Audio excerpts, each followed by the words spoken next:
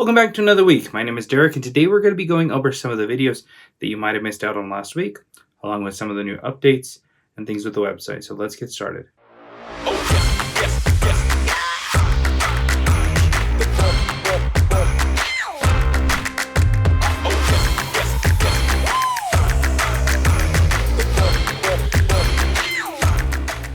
Now, right off the bat, I wanted to go over something real quick.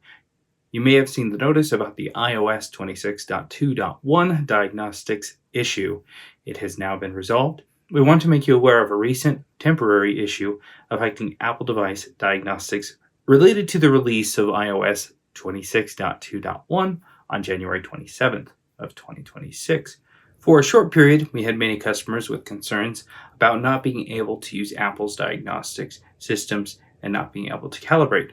Apple's diagnostic system encountered limitations that caused component diagnostics to fail, even when using original or Apple certified components. We have now confirmed and tested that Apple has resolved this issue, and diagnostics are functioning normally again. What does this mean for you?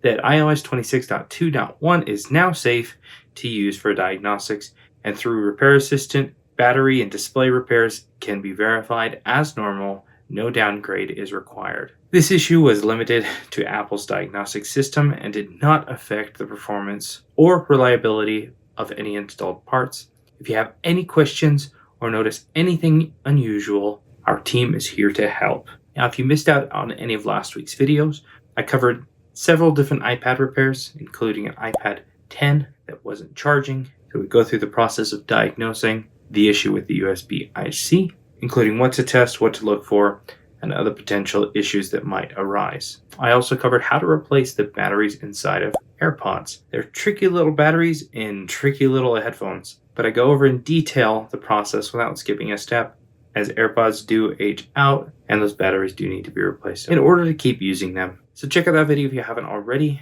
I'll be linking the videos up here in the corner. I also went over an iPad Air 5 that was not charging, and I go over the solutions for that, as it's a fairly common device to see nowadays with this type of issue. And finally, we went over an iPad Pro 11-inch, the second gen, showing tips and tricks on how to quickly and efficiently remove the display and replace it. If you haven't already, take some time to browse through the website, as there's a bunch of new components with some of the new Apple devices and Samsung devices, some new aftermarket products with lower prices, allowing you to hit some of those price points that some of your clients might have.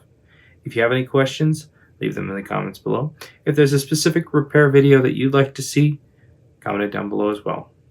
Thanks a ton for watching. We'll see you in the next video.